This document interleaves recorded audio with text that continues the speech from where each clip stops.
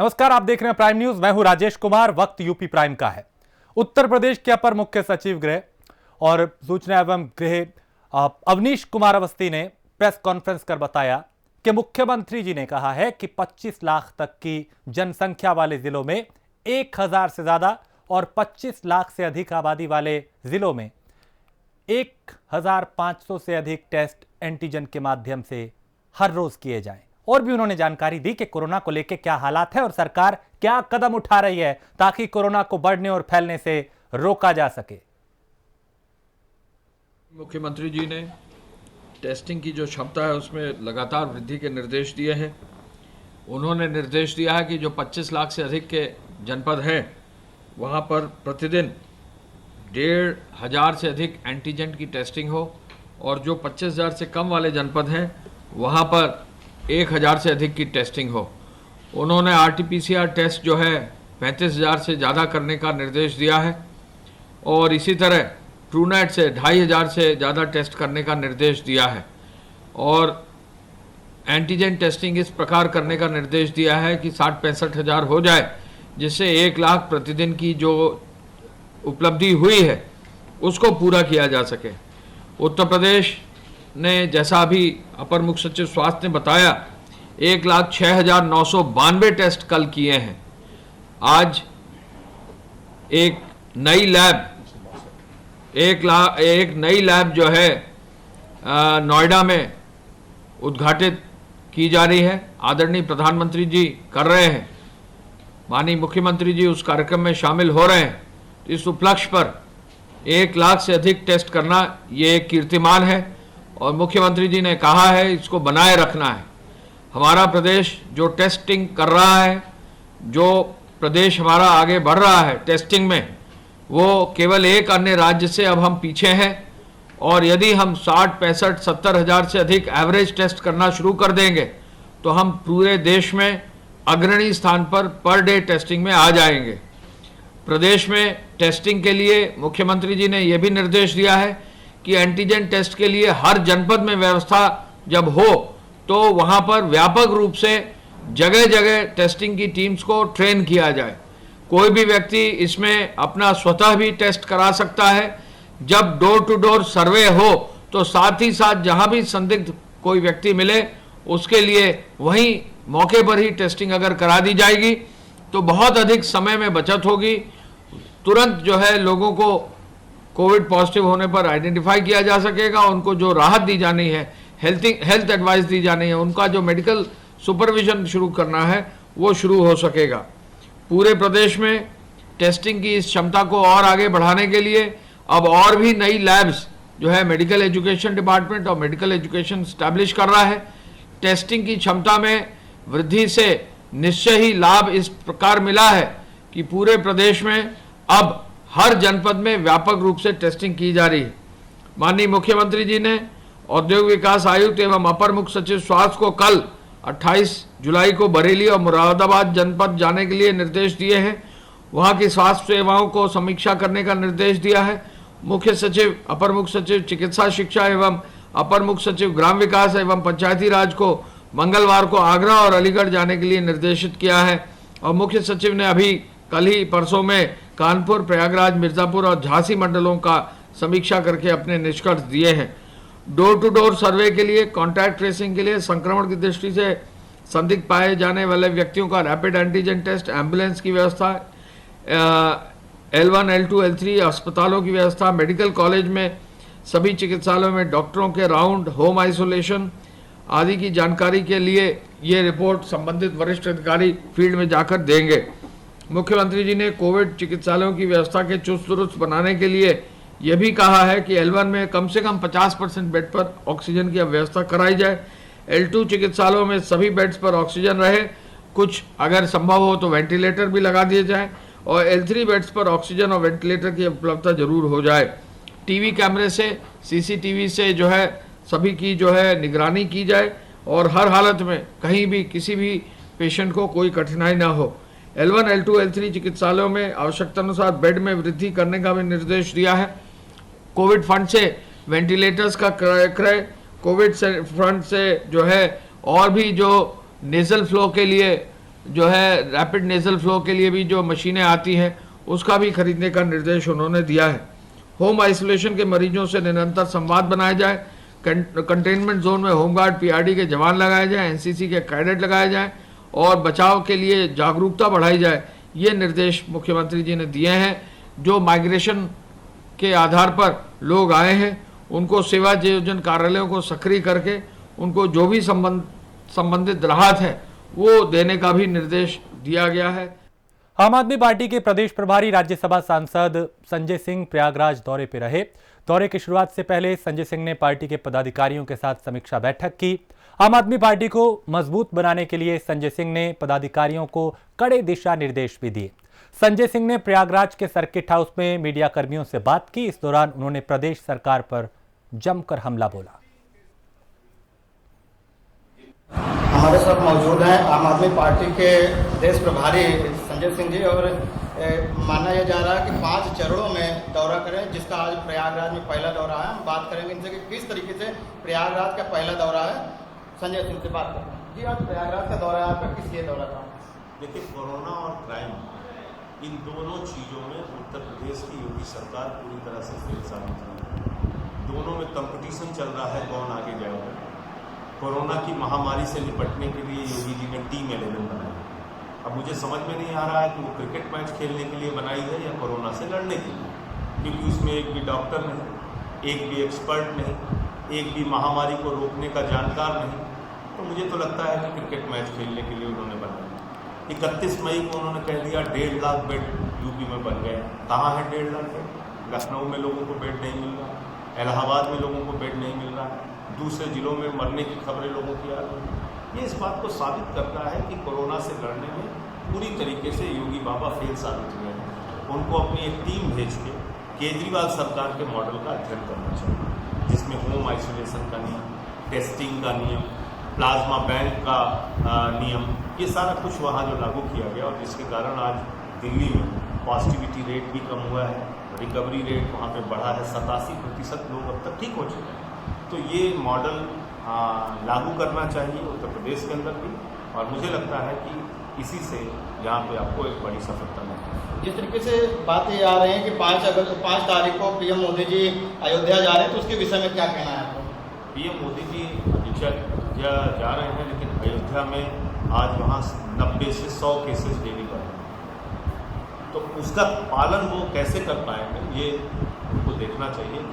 क्योंकि ये वक्त था जिसमें पूजा पाठ भी टाले गए, नमाज भी टाली गई, कांवड़ यात्रा भी टाली गई। तो ये एक संक्रमण का दौर है, इसमें उनको तय करना चाहिए था कि क्या वो करें।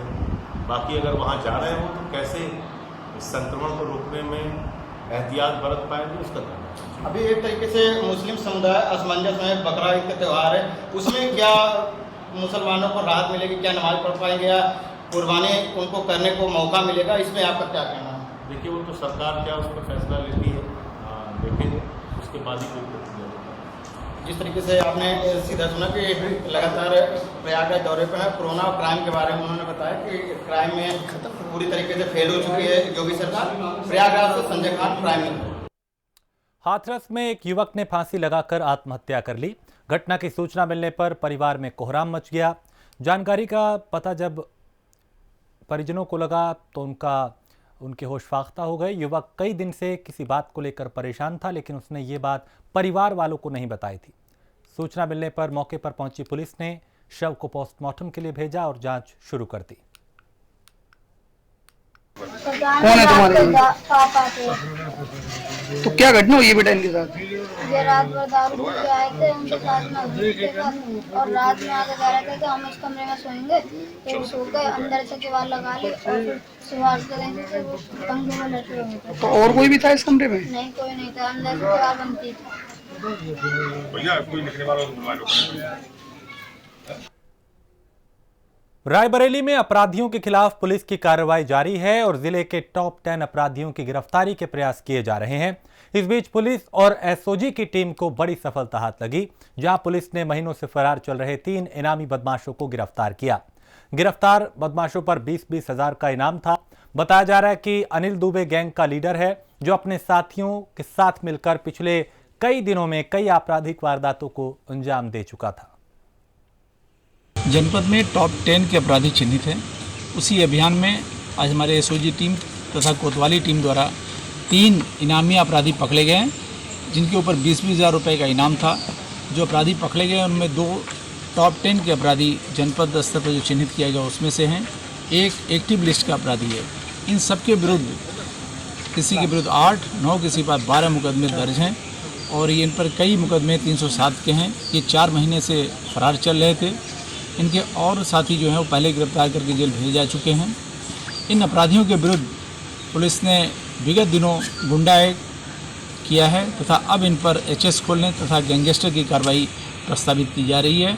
आगे इन पर इनकी प्रॉपर्टी को लेकर के गैंगस्टर में 14 वगैरह की कार्रवाई हम करेंगे। सर कितने का इनाम था इन लोगों के ऊपर? इन पर प्रत्येक पर 20-20 हज़ार रुपये का इनाम था। इनके पास से अवैध असलहे भी बरामद हुए हैं। पुलिस ने मुठभेड़ में इनको पकड़ा है। रामपुर के अजीम नगर थाना क्षेत्र में प्रेमिका से संबंध के चलते पत्नी की हत्या की साजिश रचने का मामला सामने आया, जहां आरोपी ने अपनी को सुनसान जगह ले जाकर उस पर यानी जो पत्नी थी उस पर हमला कर दिया और ससुराल फोन कर इस घटना को लूट का रूप दे दिया, जिसके बाद जांच में जुटी पुलिस को युवक के बार बार बयान बदलने पर शक हुआ, जबकि इलाज के दौरान होश में आई महिला ने पूरी आपबीती पुलिस को बताई। दिनांक 22/7/2020 को बड़पुरा सुमाली के एक व्यक्ति ने थाना अजीम नगर पर सूचना दिया कि उसका बहनोई, जो लगभग 40 दिन पहले भी उसने शादी की थी, उसकी बहन को लेकर के जनपद मुरादाबाद से ससुराल बड़पुरा सुमाली आ रहा था। रास्ते में 3 बदमाशों ने घेर करके उसकी बहन के साथ लूटपाट की और उसके सर पर वार कर दिया, जिससे वो गंभीर रूप से घायल उसकी बहन। इस सूचना पर थाना अजीम नगर में अभियोग पंजीकृत हुआ। सभी वरिष्ठ अधिकारियों ने घटनास्थल का निरीक्षण भी किया और वादी का बहनोई, जो अपनी पत्नी को लेकर के आ रहा था, जिसके साथ घटना हुई थी, उससे पूछताछ में उसके चेहरे का हाव भाव और बार बार उसका बदलता हुआ वर्जन कहीं न कहीं पुलिस को संदेह। और अब सीतापुर से आई आपको ऐसी तस्वीर दिखाते हैं जिसे देख आपके पैरों तले जमीन खिसक जाएगी। तस्वीरों में देखिए कैसे एक पिता 10 किलोमीटर दूर से एक हाथ से साइकिल और दूसरे हाथ में 2 दिन के बच्चे को लेकर अस्पताल जा रहा है। जब वो बच्चे को अस्पताल लेकर पहुंचा तो बच्चे को देखने के लिए कोई भी डॉक्टर बाहर नहीं आया। आखिर में थक हार कर वो अपने गंभीर हालत में बच्चे को लेकर दर दर भटकता रहा। एक पिता अपने बच्चे को तिल तिल मारने के लिए छोड़ना पड़ रहा है, उसको ऐसे हालात बना दिए गए उसके सामने। व्यवस्था के क्या हालात हैं इन ये बच्चे को कहाँ ले गए थे? जिला अस्पताल। हाँ। बच्चे को दिखाने। हाँ। वहाँ देखा ही नहीं। क्या बता रहे? वहाँ डाल दिया वैसे पड़ा है। सुबह से 7 बजे से 2:30 बज गया है। हाँ। अभी तक कोई डॉक्टर नहीं देखा? कोई नहीं। क्या दिक्कत क्या बच्चे को? बच्चा रो रहा है और पेट फूला था। अच्छा, डिलीवरी कब हुई थी? कल सुबह 11:30 बजे। तो किसी कोई डॉक्टर नहीं देख रहा है? कोई नहीं देखा। कहाँ से आए हैं आप? अकबरपुर कला। कितनी दूर है वहाँ? 5-6 किलोमीटर। 6 किलोमीटर। साइकिल से अकेले लेके गए थे? साइकिल से अकेले लेके गए थे, अकेले लिए जा रहे हैं। और इसकी माँ बीमार है क्या? उसकी तबीयत नहीं सही है। उसकी भी नहीं तबीयत? हाँ। तो कोई डॉक्टर नहीं देख रहा? नहीं देखे। कितने किलोमीटर चले हैं आप? 6 किलोमीटर लेके गए, सुबह फिर 6 किलोमीटर लेके आए। तो उत्तर प्रदेश के 15 आईपीएस के तबादले के बाद बांदा के नए आईजी बनाए गए सत्यनारायण ने अपना कार्यभार संभालते ही अपने सख्त तेवर दिखाते हुए पहली प्रेस कॉन्फ्रेंस की और कहा, जिले में टॉप 10 अपराधियों को तत्काल जेल के अंदर भेजा जाए। यूपी के सीएम योगी आदित्यनाथ की मंशा के अनुरूप पुलिस जमीन पर काम करे। अपराधी अब खुलेआम नहीं घूम सकते।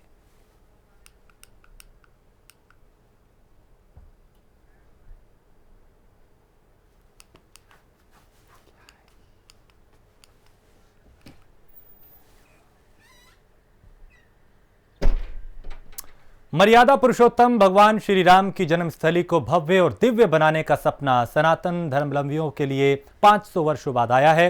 इसलिए पूरी अयोध्या राम मंदिर निर्माण के लिए प्रधानमंत्री मोदी के भूमि पूजन के लिए तैयारियों में जुटी है। इसके लिए नगर निगम ने 500 कारीगरों की शक्ति को लगा दिया है, जो अयोध्या के सभी प्रवेश मार्गों के अलावा प्रधानमंत्री के विराजमान रामलला स्थल तक पहुंचने के मार्ग को ही नहीं बल्कि मार्ग में पड़ने वाले भवनों को भी सजाने और संवारने का काम कर रहे हैं। प्रधानमंत्री जा रहे हैं, सभी को हर्ष है, प्रसन्नता है और 5 तारीख को आएंगे, वो आधारशिला रखेंगे। इसको हमारे अयोध्या के वासी और जितना भक्त हैं सब प्रसन्न हैं।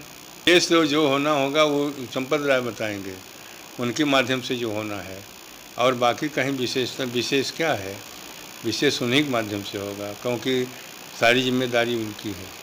5 अगस्त को जी बोलो। भगवान क्या कपड़े पहनेंगे? बुधवार है, हरे रंग का कपड़ा पहनेंगे। भगवान को प्रत्येक अलग अलग दिनों में अलग अलग वस्त्र। जी हाँ, बिल्कुल अलग अलग। तो आपके श्रीमुख से मैं ये जानना चाहता हूँ बिल्कुल कि उन कपड़ों का महत्व क्या है, अलग अलग दिनों में जो कपड़े पहनाए जाते हैं? ये ग्रह के अनुसार पहनाया जाता है। सोमवार को सफ़ेद, मंगलवार को गुलाबी, बुधवार को हरा, बृहस्पतिवार को पीला, शुक्रवार को ये बादामी रंग का होता है, शनिवार को नीला, रविवार को लाल। बस ये 7 प्रकार के 7 के कपड़े पहनाएंगे। 7 दिन का है। अनेक श्रद्धालु चांदी की शिलाएं लेकर अयोध्या आ रहे हैं। दिसंबर जनवरी में हमने इसको बहुत सामान्य घटना के रूप में लिया, लेकिन धीरे धीरे चांदी की ईंट लेकर आने वालों की संख्या बढ़ने लगी। टेलीफोन आने वालों की संख्या और बढ़ गई। बैंक भी चिंतित हुआ कि हम अपने यहाँ कहां से इतना बड़ा लॉकर लाएंगे। कुछ लोगों ने सोना दान करने की बात की। आखिर इनकी गुणवत्ता की जांच कहां से होगी, इनकी तौल कहां से होगी? आज मंदिर निर्माण के लिए केवल बैंक में धन चाहिए, चांदी नहीं चाहिए। भविष्य में क्या होगा इसके बारे में आज नहीं सोच सकते। निश्चित रूप से बहुत ही सुखद भविष्य है ये, और बहुत ही अच्छा दिव्यतम ये समय आ रहा है, ये भक्ति क्रांति के रूप में। और पूरा अयोध्या ही नहीं अपितु पूरे विश्व, जहाँ भी राम भक्त हैं, जहाँ भी सनातन धर्मावलंबी हैं और जहाँ भी मर्यादा को मानने वाले लोग हैं, मुझे लगता है उनके लिए उत्सव का दिन है। अयोध्या तो उत्सव मनाएगी ही, पूरा भारत इसको उत्सव के रूप में लेगा जब 5 तारीख को भगवान श्री राम की नींव रखी जाएगी, जो 500 वर्ष के रक्त रंजित इतिहास के बाद भारत समाज को प्राप्त होने जा रहा है। तो मुझे लगता है कि राष्ट्र मंदिर को देखकर पूरा देश गर्व महसूस करेगा और भगवान श्री राम की मर्यादा को आत्मसात करेगा। सबसे करीबी संत होते हैं भगवान के, तो वो किस तरीके से उस ऐतिहासिक दिन को मनाएंगे? संत परमात्मा के पुत्र के रूप में ही माने जाते हैं और उनका जीवन समस्त संपूर्ण परमात्मा के लिए ही होता है। ऐसे समय में बहुत सुखद होगा कि भगवान श्री राम टाट से निकलकर अपने दिव्य मंदिर में विराजमान होंगे, जहाँ जाकर लोगों को पीड़ा का अनुभव होता है। मुझे लगता है वहाँ जाकर के भक्ति और आनंद का अनुभव होगा। देखिए, जैसे त्रेता में भगवान राम के 14 वर्ष के वनवास के बाद अयोध्या आगमन पर जो उल्लास था, जो तैयारी थी, उसी प्रकार की तैयारी 5 अगस्त को रहने वाली है। पूरे अयोध्या को, पूरे घर घर को सबसे अपील भी की गई है, पूरी साफ़ सफाई रखी जाएगी। जैसे भगवान आते हैं तो रंगोली बनाई जाती है, चौका पूरा जाता है, घर की धुलाई होती है, दीप जलते हैं, उसी प्रकार से ये सारी योजनाएं चल रही हैं। नगर निगम रंगाई कराएगा, पूरे अयोध्या में कलाकृतियों को उकेरा जाएगा, पूरे नगर में कीर्तन होगा, मंदिरों में कीर्तन चलेगा। ये 5 का जो कार्यक्रम है, ये 3, 4 और 5, 3 से ही पूरे अयोध्या में उत्सव का माहौल रहेगा। ऐसा ही पूरे अयोध्या के आवाम का, नगर निगम का, प्रशासन का, सबका है। 5 अगस्त को प्रधानमंत्री नरेंद्र मोदी का अयोध्या आना लगभग तय हो चुका है। राम मंदिर निर्माण की नींव रखेंगे प्रधानमंत्री उस वक्त। और मैं आपको ये बता दूं कि जिस तरह से भगवान राम त्रेता युग में वनवास के बाद अयोध्या लौटे थे, उसी तरह से अयोध्या को उसकी साफ सफाई और उसको सजाया संवारना जा रहा है। जगह जगह तोरण द्वार बनाए जा रहे हैं और प्रशासन और नगर निगम द्वारा लगातार कार्य कराया जा रहा है। और आप ये देख सकते हैं, ये अयोध्या का ये मुख्य मार्ग है।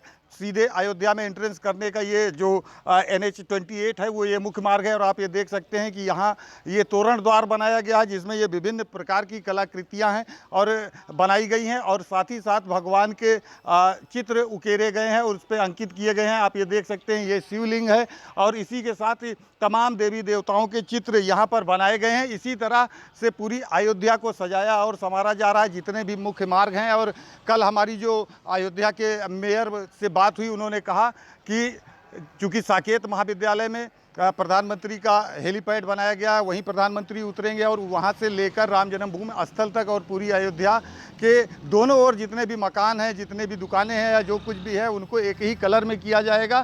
साफ सफाई की भी विशेष व्यवस्था की जा रही है। और साथ ही साथ मैं आपको ये बता दूं कि प्रधानमंत्री का जो कार्यक्रम तय माना जा रहा है, लगभग उसमें 200 के लगभग मेहमान होंगे, जिनमें विभिन्न राज्यों के मुख्यमंत्री हो सकते हैं, केंद्रीय मंत्री हो सकते हैं और साथ ही 50 के लगभग नेता रहेंगे और उनके अलावा 50 के लगभग ही साधु संत रहेंगे, जो कि अयोध्या के अलावा और भी विभिन्न पीठों से आ सकते हैं। और इसके साथ ही जो BHU विद्यालय है बनारस में, वहाँ के भी छात्र उसमें शामिल होंगे। तो कुल मिला के अयोध्या में तैयारियाँ बहुत ही ज़बरदस्त हो रही हैं। और जिस तरह से भगवान राम अयोध्या आए थे त्रेता युग में वनवास के बाद, उसी तरह से तैयारी है और उसी तरह से यहाँ के लोगों में हर्ष है, यहाँ के साधु संतों में हर्ष है, जो लगातार अब सिर्फ 5 तारीख का इंतजार कर रहे हैं कि कब प्रधानमंत्री नरेंद्र मोदी आएं और कई 100 वर्षों का ये इंतजार खत्म हो और राम मंदिर निर्माण की नींव रखें। Prabhakar Chaurasia, prime news, Ayodhya. प्रधानमंत्री के आगमन को लेकर सज रही है अयोध्या, संवर रही है अयोध्या। आप ये देख सकते हैं हमारे पीछे, मैं आपको दिखाना चाहूँगा कि ये मुख्य मार्ग पर आने वाला ये मुख्य द्वार है, जहाँ लगातार अयोध्या नगर निगम द्वारा पेंटिंग कराई जा रही है और हर तरीके से राम मंदिर की जो नींव रखी जानी है और उसकी भव्यता को देखते हुए अयोध्या को सजाया संवारा जा रहा है। इस वक्त हमारे साथ नेशनल आर्टिस्ट जो कि यहाँ का काम देख रहे हैं, शिव नारायण सिंह जी, वो मौजूद हैं। आइए उनसे बात करते हैं। शिव नारायण जी, ये बताएं कि ये काम आपको किसकी ओर से दिया गया और इसके अलावा कहाँ और जगहों पे इस तरह की पेंटिंग हो रही है? ये कार्य जो है नगर निगम द्वारा मुझे दिया गया है, मेरी संस्था को, जो आर्टिस्ट इंटरप्राइजेज है फैजाबाद की। और अभी तो हमको यही कार्य बताया गया है करने के लिए, लेकिन तत्काल ही हमको तो ये कहा गया था कि अयोध्या के प्रमुख जो है स्थानों पर इस प्रकार की पेंटिंग की जाएगी। और लेकिन ये है कि स्टार्ट हमें इस किए हैं सर।